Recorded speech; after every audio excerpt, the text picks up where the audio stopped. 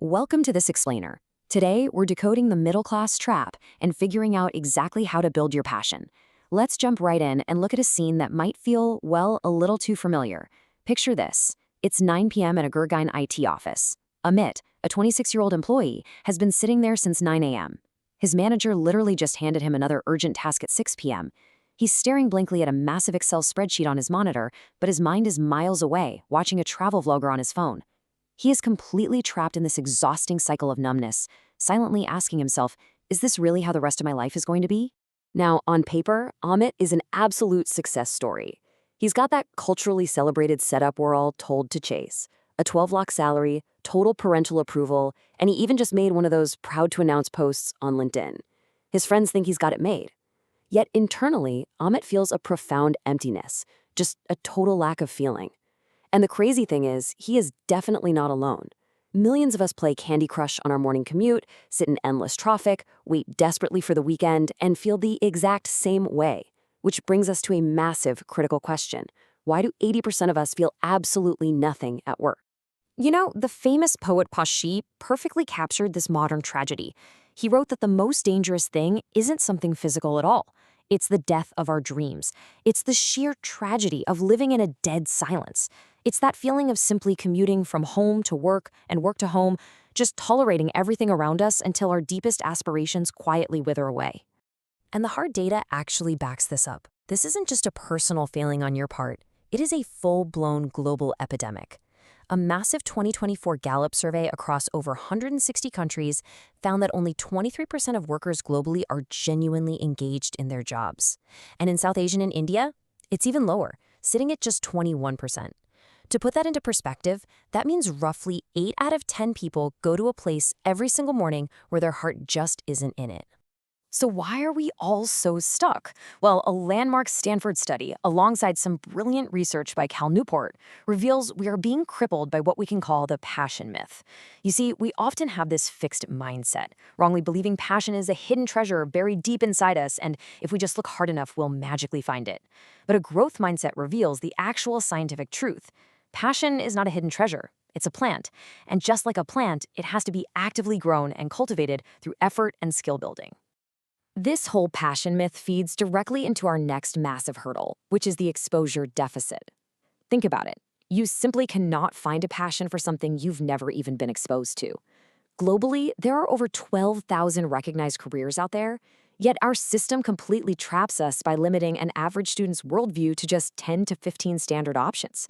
We're talking engineer, doctor, CA, MBA. We are literally never given the chance to try out archaeology, sculpture, or marine biology.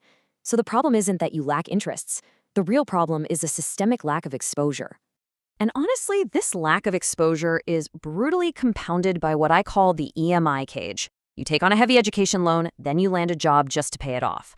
Next comes the pressure to buy a car on EMI, and eventually, boom, a 20-year home loan. It's a golden cage entirely fueled by societal FOMO, that fear of missing out on what all your peers have, and a toxic 70-hour hustle culture that brands chronic overworking as dedication. Suddenly, quitting a soul-crushing job feels financially impossible. But take a breath, because there is a way out. There is a scientifically backed, highly practical strategy to break out of this cage without ruining your life. We call it the 3E formula: explore, engage, and excel. And the most crucial point here is that this is a step-by-step process you can start right now, today, while still keeping your day job. Step 1 is to explore. You have to broaden your world. Research by David Epstein in his fantastic book Range shows that the world's top performers, think Roger Federer and MS Dhoni, didn't specialize immediately. They actually sampled multiple sports broadly in their youth before ever committing. Epstein proved that while early specializers might win in the short term, late specializers who sample widely absolutely win in the long run. So take 30 days, just 30 minutes a day, and simply read about completely different careers. Now, as you explore these different fields, what are you actually looking for? You are hunting for the flow state.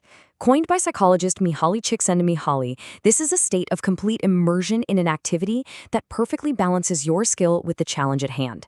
Time just vanishes. You forget to eat. You can become up to 500% more productive. This is exactly what happened to 34-year-old Neha.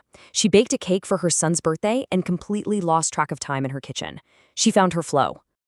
Once you find a few interests that excite you, you move right to step 2, engage. This is where you get your hands dirty. Author Josh Kaufman states that it takes just 20 hours to reach a reasonably good level at a brand new skill. Think about that. 20 hours. That is literally just 45 minutes a day for a single month. Engage with real-world projects. Bake cakes for your neighbors. Write 10 blog posts. Do free photography for a friend. Just do this entirely on your weekends or after hours. After you engage and find the one thing that gives you the absolute most flow, you reach step 3, excel. This is where you build grit. Psychologist Angela Duckworth defines grit as passion plus perseverance. Her research conclusively proves that grit is the ultimate predictor of long-term success, far outweighing raw IQ or natural talent. This is the phase where that initial honeymoon excitement fades, the real grind begins, and you must deliberately practice to improve. Let's look at how grit actually looks in the real world. Nihal faced ruined cakes, harsh criticism from family, and a brutal 3-month dry spell with 0 orders. But her grit pushed her through, and today she runs a highly successful cloud kitchen on Zomato. Meanwhile, Amit, remember our guy from the IT office? He actually suffered a stress-induced panic attack that landed him in the hospital. But he rediscovered a childhood interest in wood carving. He carved late at night for an entire year before making his very first $47 sale. And astonishingly, immersing himself in this craft actually stopped his panic attacks entirely. Which brings us to the next section, constructing your purpose, building your ikigai. This incredible perseverance brings us to the ultimate goal of the 3E process, ikigai. Over in Okinawa, Japan, people live extraordinarily long and happy lives because they possess this deep, underlying reason to wake up in the morning. Ikigai sits at the exact intersection of 4 pillars: what you love, what you excel at, what the world needs, and what you can be paid for. When you hit all 4 of those, you have found your life's purpose. But here is a profound realization we all need to accept. Ikigai is not a puzzle you solve on paper, and it is definitely not a hidden treasure you magically discover on day 1. It is a robust structure you actively build over time. Neha didn't know cake baking was her ikigai until 14 months of hard work later. Amit didn't know wood carving was his until a full year of late nights. You construct it through exploration, engagement, and gritty excellence. Now, I know what some of you are probably thinking right now. I'm way too old for this. But check this out. The data shows the global average age for making a career change is exactly 39 years old. Neha started at 34. Your past choices, your educational background, or your current EMI cage do not have to permanently dictate your future. Statistically, it is literally never too late to start exploring. And if you're worried about your current job suffering, here is a fascinating revelation for you. A San Francisco University study proves you don't have to choose between your primary job and your passion. Pursuing a side project actually improves your primary job performance. It boosts your creativity, enhances your problem-solving skills, and drastically reduces your risk of burnout. It's not an either-or situation, it's a massive win-win.